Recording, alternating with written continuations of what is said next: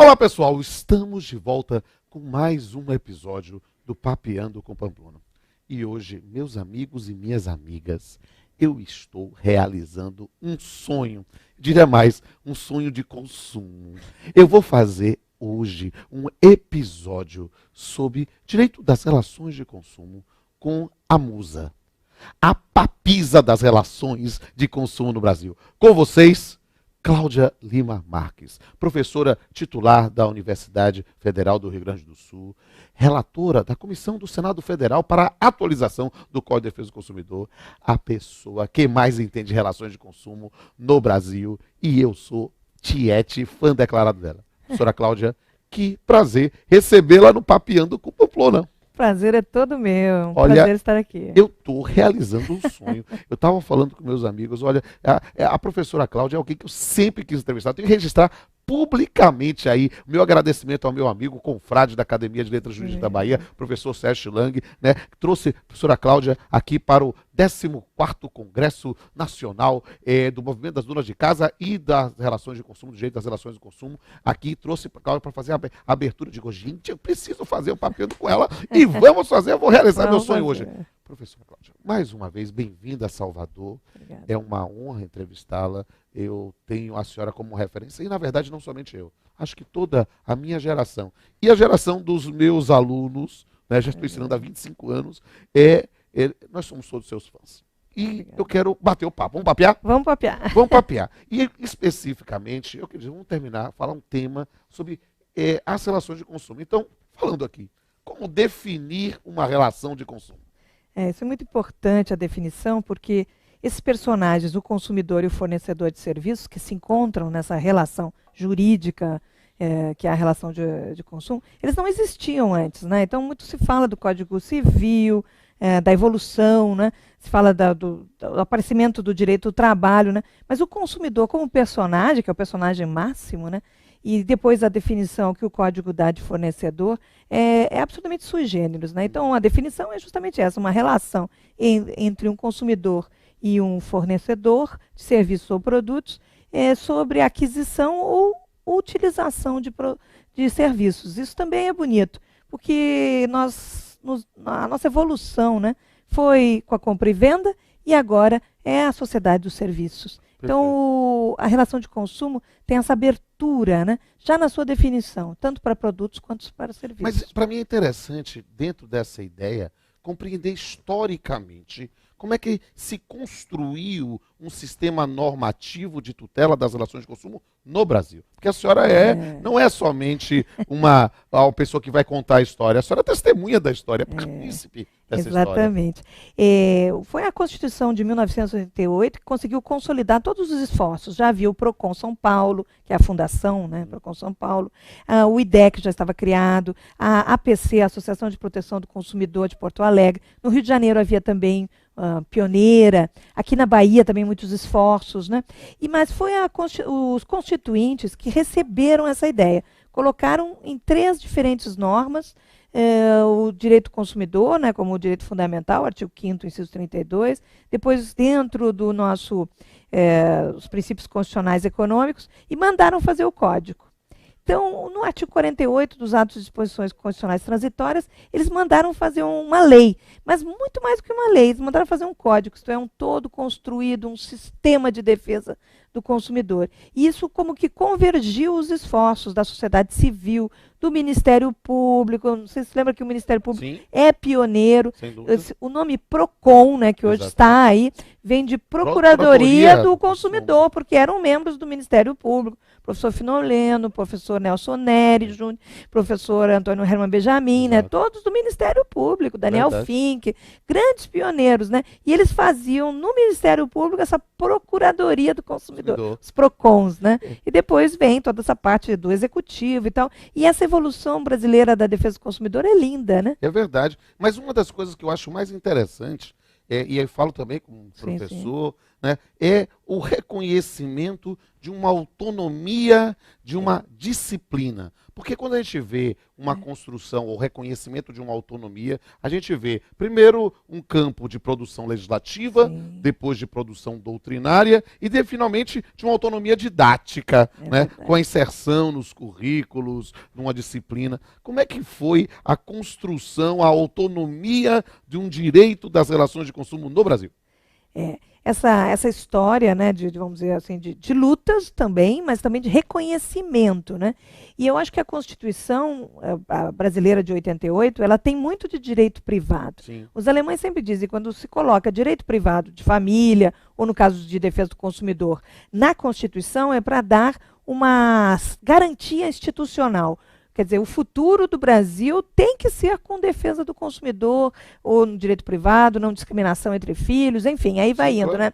Então, direito de trabalho, direito empresarial, a gente pode ver diversos campos daquilo que a gente vai trazendo numa constitucionalização do direito privado. Exatamente. Então, a Constituição brasileira criou um direito privado, que os alemães hoje chamam de direito privado solidário, que não tem só o direito civil clássico, o direito empresarial ou comercial clássico, mas tem o novo direito privado, que é a relação de consumo. Perfeito. Então ficou tripartite. E aí construiu-se não somente um novo ramo para efeito de produção legislativa e doutrinária, mas didática. Nós temos isso, carreiras de professores, inclusive já alcançando a titularidade nas relações de consumo. E a senhora trouxe um dado que é muito interessante, porque a professora Cláudia Lia Marques, ela trabalha e estuda e é reconhecida fora do país, inclusive em universidades estrangeiras. Como é que tem sido, ou como tem sido vista, a tutela jurídica das relações de consumo, né, em outros ordenamentos? Essa é uma pergunta muito importante, porque a gente deve aprender com as lições de fora, mas também marcar as nossas diferenças, né? Então, o fato da Constituição brasileira ter protegido o consumidor de forma tal que ele tem que ter um código, né, um grupo de normas, um todo construído de defesa do consumidor, é o sui generis do país. Na vizinha Argentina, por exemplo, agora eles criaram um Código Civil e Comercial também, né, unificando as obrigações, mais ou menos como o nosso de 2002. E incorporaram muito do direito do consumidor, mantiveram a lei de defesa do consumidor deles, mas os contratos, por exemplo, bancários de consumo tem um capítulo todo, os contratos de consumo tem um outro capítulo também, em geral. Então, o Código Civil incorporou. Na Alemanha também aconteceu o mesmo. As diretivas europeias, o direito do consumidor muito desenvolvido na Alemanha, e as leis especiais foram todas incorporadas dentro de um Código Civil de 200 anos. É verdade. É impressionante, né? Impressionante. Uma referência. Mas esse modelo, vamos dizer assim, de incorporação dentro do direito civil, ele não é tão positivo para o outro aspecto, da autonomia. Sim. E a nossa autonomia vem da Constituição. Eu acho que foi muito sábio o constituinte brasileiro, que colocou na lista de cláusulas pétreas, né, do direito do consumidor como um dos deveres de proteção do Estado.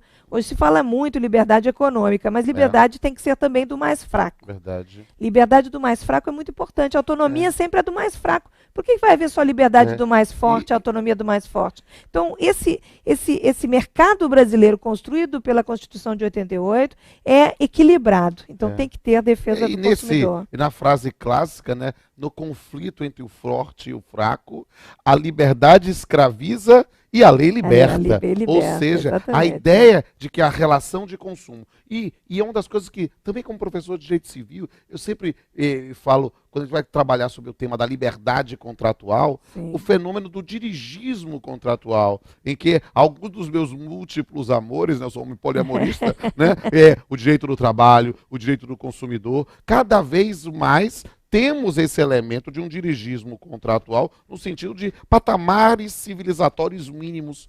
E isso é algo que a gente vê com muita frequência, de forma muito clara, nas relações de consumo. Agora, justamente isso, eu quero agora aproveitar que a Papisa está aqui, e aí pensando, porque, professora, o Papeando, eu fico brincando com os meninos da produção, o Papeando a gente brinca, a gente perdeu o controle. Porque começou como uma coisa, uma brincadeira, os professores do SES, de repente a gente joga no YouTube, tem 50 mil pessoas vendo, e a gente no lado do outro, e aí eu perco efetivamente esse controle. Tem muita gente nesse momento que está assistindo a senhora, e aí quer saber, Assim, estão pensando, ó, o pessoal na graduação, o pessoal na lato sensu, o pessoal no stricto sensu, na pós, dizendo assim, olha, quais têm sido as principais questões de relações de consumo, do direito às relações de consumo, na jurisprudência brasileira?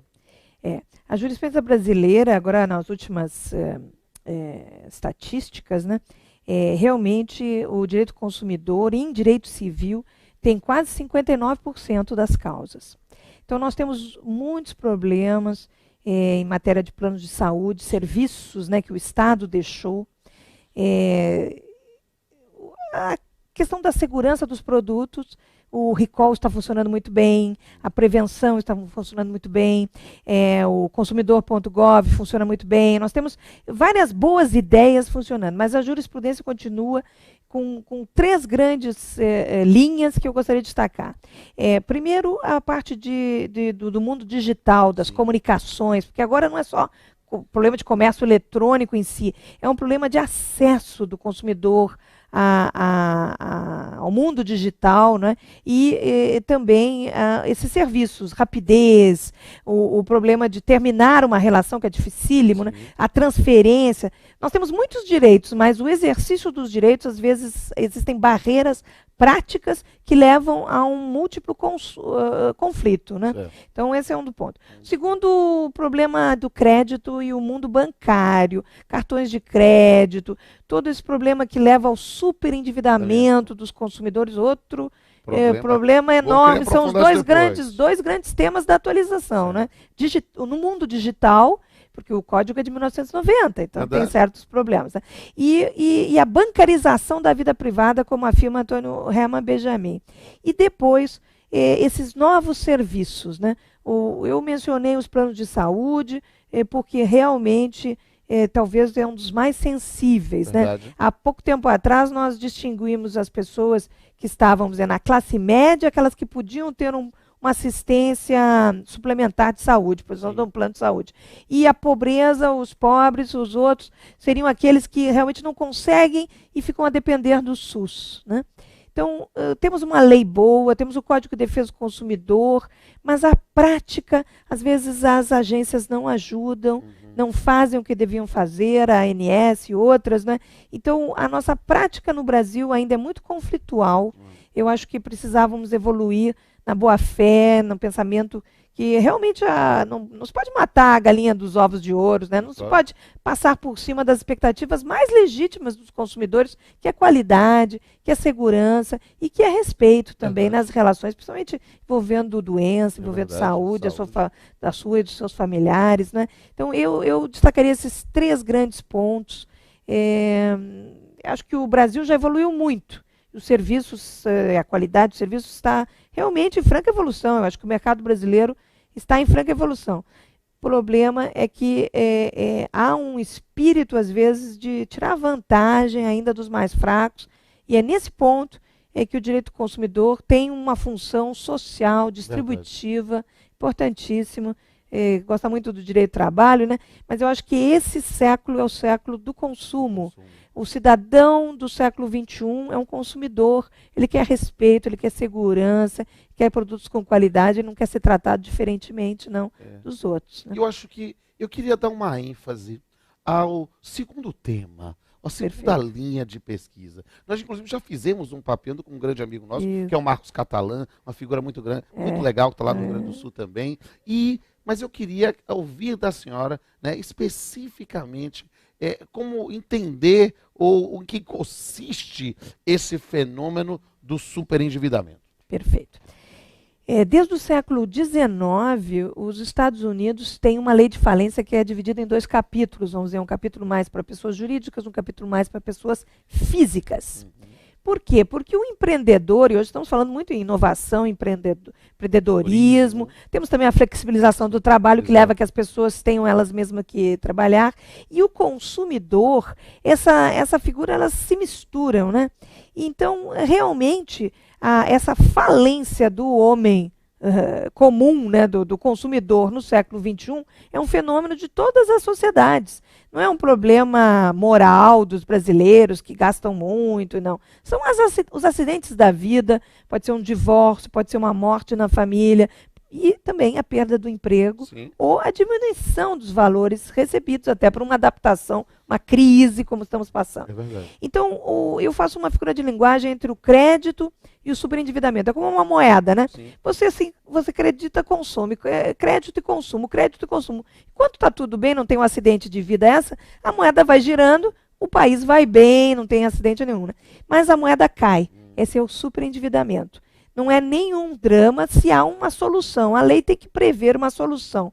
E a solução é simples. Às vezes é só dar mais tempo para a pessoa. Nós temos também no país, desde 2004, o crédito consignado, a reserva, não é? E isso tira muito da pessoa da liberdade de pagar os menores antes, fica pagando só os bancos, os maiores, né? Não consegue, às vezes consolida as dívidas, às vezes até dá um troco para a pessoa, né? E aí ela se endivida ainda mais, é uma verdadeira bola de neve. É. Nós temos juros e uns prédios muito grandes, né?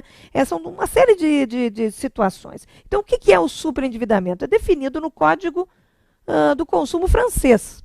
A definição é simples, é a impossibilidade do consumidor de boa-fé, que quer pagar, né, de fazer frente à sua dívida já vencida e vicenda. Então, ele não consegue reservar o chamado mínimo existencial. Então, às vezes, há feirões de dívidas, né, as pessoas tentam pagar, eles prometem que vão pagar tudo. 70% dos feirões não funciona. Por quê? Porque ele tratou só com uma pessoa. O superendividamento, e a segunda parte, né, ele tem que ser prevenido, mas o tratamento é dar tempo para a pessoa pagar e também organizar que ele possa pagar o global das suas dívidas. Seria quase um juízo universal. Tipo uma falênciazinha mini para essa pessoa de boa fé poder fazer um plano de pagamento e fazer frente às suas dívidas. Porque não é uma ideia na concepção tradicional de insolvência. É muito maior. Muito maior. Muito maior, porque a gente está trabalhando talvez com patamares existenciais. Existenciais. E a insolvência é uma coisa antiga, já tinha em Roma, né? Tinha o concurso de credores e a insolvência civil.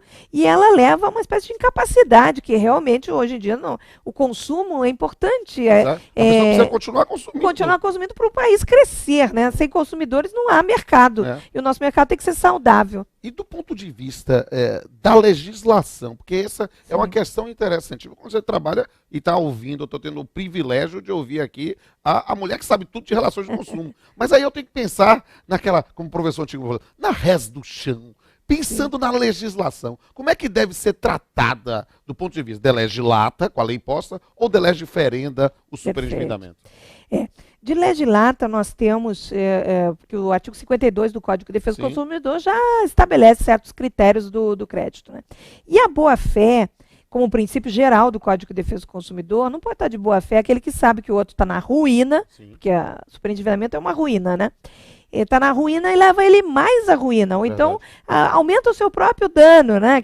Ele tem que diminuir o seu próprio dano e não pode aumentar a ruína do outro. Então, essa renegociação ela pode ser feita de boa fé. E é feita desde 2004 por um projeto piloto que começou lá na universidade, com 2 mestrandas, que são juízas, Clarissa Costa de Lima e Karen Bertoncello, hoje doutoras, né? Elas começaram e disseram, vamos fazer de boa fé, vamos chamar os bancos, os credores menores, vamos fazer uma pequena falência, um acordo, não um acordão, assim, vamos dizer, né? E reservando o mínimo existencial, porque senão a pessoa não consegue pagar, né? Fazendo um plano de pagamento. Quando eu for no Rio Grande do Sul, eu quero que você me apresente ela. Exatamente, olá, são maravilhosas essas meninas. Ganharam até o prêmio Inovare da magistratura com esse projeto. E esse projeto ganhou força aqui na Bahia, a doutora Fabiana Pellegrini faz esse tipo. Em São Paulo, Procon São Paulo, Judiciário de São Paulo, no DF. Foi tipo um fogo, porque o superendividamento está em todo o Brasil. Verdade. É uma chaga social. Precisa haver uma solução. E agora, de legiferenda, o que nós queremos fazer? É colocar esse projeto, não só a prevenção, mas o tratamento, que é uma moratóriazinha para ele poder pagar, vamos chamar assim, simplificando, né? Esse tratamento colocar no Código de Defesa do Consumidor um novo capítulo ali, que seria prevenção e conciliação do superendividamento. Então, esse projeto é o PL 3515, de 2015. Já há uma comissão especial chamada na Câmara de Deputados. Foi aprovado por unanimidade no Senado Federal. Está sendo discutido nessa comissão que se reúne semanalmente, com audiências públicas, e acho que, espero que em poucos meses o Brasil possa dar essa boa notícia de pelo menos essa chaga, não digo a digitalização, esses trabalhos mais difíceis, né? Mas essa chaga que é o superendividamento, a gente possa dar um alento. Então, faz a conciliação, como está sendo ocorrendo, mas se não conciliar, tem que incentivar que concilie. Bom, aí vai para o judiciário e o judiciário faz um plano obrigatório de pagamento. E isso, para mim, sabe, na minha irreverência, eu digo, a senhora levantou para eu cortar. É justamente o que eu quero saber de lege ferenda, pensando sobre, a senhora foi a relatora, né, dessa comissão de atualização. E eu queria saber sobre essa comissão de atualização. O que é necessário atualizar? Né? Quais são os principais pontos a abordar? Perfeito. São 2 projetos de lei, né? O 3514 de 2015, também aprovado por unanimidade na Senado Federal, trata do mundo digital. Certo. Então, e o problema do mundo digital hoje é que ele tem 3 convergências, vamos dizer, que são essas simbioses assim, que está acontecendo. Né? A primeira grande simbiose foi dos meios de comunicação. Então, hoje, televisão, celular, é tudo a mesma coisa, né? Não há grande distinção. Então, vai chegar ao ponto da internet das coisas, que as coisas não vão se valer mais pelo produto, por esse copo, mas pelo software que está no copo, porque o copo já diz se está quente, está frio, se precisa ligar o ar-condicionado ou não, né? Então, as casas vão ser inteligentes, os carros vão produzir energia, o mundo do futuro vai ser conectado. Perfeito. Então nós temos que se preparar para isso. O Código de Defesa do Consumidor nem fala em internet. Claro, era 1990, como é que ia?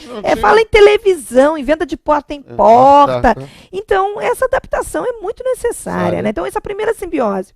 E a segunda simbiose ela é mais complicadinha ainda, mas também aqui é necessário, né? Que o mundo digital ele misturou serviços e produtos, mas ele permitiu uma super oferta, um chamado assédio de consumo. Né?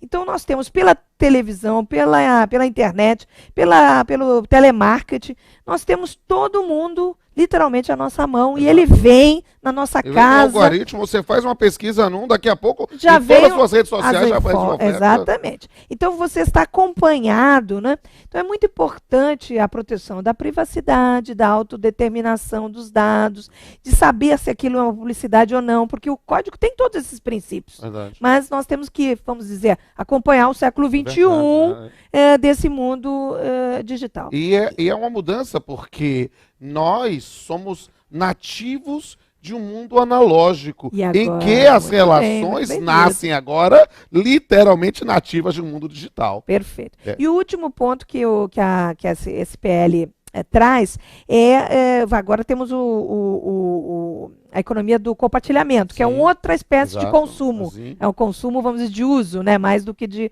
propriedade. Mas o consumo também é internacional. Porque não há mais limites. É verdade. Enquanto eu precisava sei lá, destruir uma árvore para fazer papel, agora o livro digital eu posso comprar de qualquer lugar do mundo, eu posso acessar do interior da Bahia, do Rio Grande do Sul, não tem mais essa localização que havia. Então, realmente, nós não podemos ser ingênuos de achar que a internacionalização do consumo não vai chegar. Nós temos que preparar para o turismo de massas. O Brasil já recebe 10 milhões de pessoas, né? Há pouco tempo eram 4 milhões, agora já está no 10, né? Nós temos que preparar esse país do futuro, esse mercado do futuro, né? Então, esse projeto também é muito importante, espero que seja aprovado.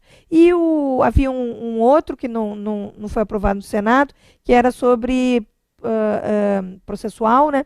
Sobre as ações coletivas e os repetitivos, né, que são em concorrência. Mas o do superendividamento, eu acho que o que está mais à frente, adiantado, para ser aprovado, se possível, ainda este ano. Por quê? Porque há um consenso. Não há mais ninguém contra esse projeto, porque o mercado brasileiro, com a crise, ele está diminuindo. Verdade. E as pessoas não têm o que sair, porque legalmente não há solução. A solução é a atualização do Código de Defesa do Consumidor. É uma chaga que atinge idosos, atinge todos os vulneráveis em geral. E, na verdade, na relação de consumos, todos nós somos vulneráveis. Exatamente. Né? O consumidor, ele hoje é um consumidor de crédito. Mais de 63 milhões de pessoas no país estão endividadas, e estima-se que 30 milhões já estão super endividadas, e nós temos que ter uma solução para essa população brasileira para continuar consumindo Claro. num mercado saudável. É o futuro, né? Professora, o tempo já se esgotou, mas eu estou aqui tão embevecido, sabe? O nosso diretor Fabinho aqui sabe que de minha parte eu ficava umas 2 horas só falando aqui com a senhora, mas eu tenho que encerrar. Então eu queria, uma pergunta final, que a senhora falasse lá para os nossos espectadores, qual a mensagem que a senhora gosta de transmitir para eles, para aqueles que querem aprofundar suas reflexões sobre relações de consumo no Brasil? Eu acho que o direito do consumidor teve um desenvolvimento no Brasil muito bonito. E, às vezes, ele chega agora e as pessoas dizem, mas qual é a importância do direito do consumidor? Nós temos que aprender com as lições da Europa, as lições dos Estados Unidos, onde nasceu o direito do consumidor, né? Não há futuro se não houver respeito no mercado. O mercado tem um personagem, e esse personagem, que é o destinatário final de todos os produtos e serviços, é o consumidor. Bem tratado, com qualidade, com segurança, ele tem confiança nesse mercado. Senão, ele realmente vai para trás, ele volta e ele fica, vamos dizer, excluído dessa possibilidade. Nós estamos num país que tem tudo para dar certo, nós temos fornecedores que são sérios, de produtos e serviços, e nós temos um consumidor de boa fé. Eu acho que temos que superar essas coisas de terceiro-mundistas que dizem que o consumidor brasileiro não é sério, não é de boa fé. Ao contrário, isso é a exceção. Nós temos que acreditar no nosso país e acreditar no nosso mercado. Mas a lei tem que acompanhar isso, por isso eu gostaria de pedir a todos os nossos telespectadores que acompanhassem firmemente a Câmara de Deputados e o Senado Federal para uma aprovação rápida desse projeto de lei 3515 de 2015, sobre a atualização do Código de Defesa do Consumidor em matéria de crédito e prevenção e tratamento do superendividamento. Perfeito. Professora, eu preciso dizer para eles aqui que não é todo dia que a gente encontra uma musa.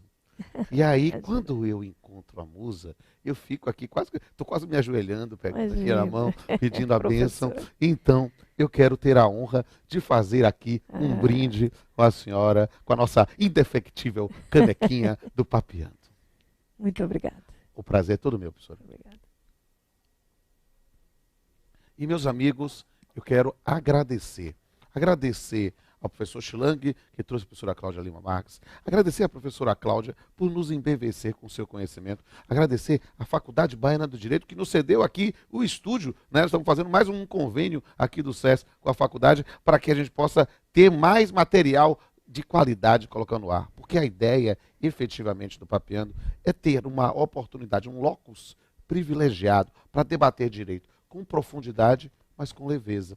A ideia, se você gostou desse programa, veja as fotos do bastidor, bota a hashtag aqui, Papeando com Cláudia Lima Marques, ou Papeando sobre relações de consumo, ou Papeando sobre direito do consumidor, tudo com a hashtag lá, bonitinha, você vai ver. E quiser ver outras imagens de bastidores de outras gravações, bota a hashtag Papeando com Pamplona. Veja os episódios anteriores lá no YouTube, no canal Pamplona e no canal CSTV. E quero dizer a você que estou feliz da vida, né? E quero encerrar mais uma vez aqui o Papeando. O Papeando começou com uma ideia lá no meu pós-doc, na ideia da interface de direito e arte. Falar de direito com profundidade e leveza. E sempre com um pouco de poesia. Vocês vão ver um pouco desse momento, uma visão poética também no combate à acrasia, no campo das relações de consumo. Até a próxima.